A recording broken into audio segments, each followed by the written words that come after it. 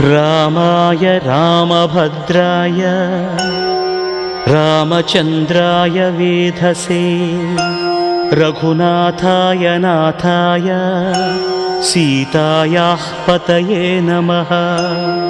श्रीराम राम रघुनन्दन राम राम श्रीराम राम भरताग्रज राम राम श्रीराम राम रणकर्कश राम राम श्रीराम राम शरणं भव राम राम।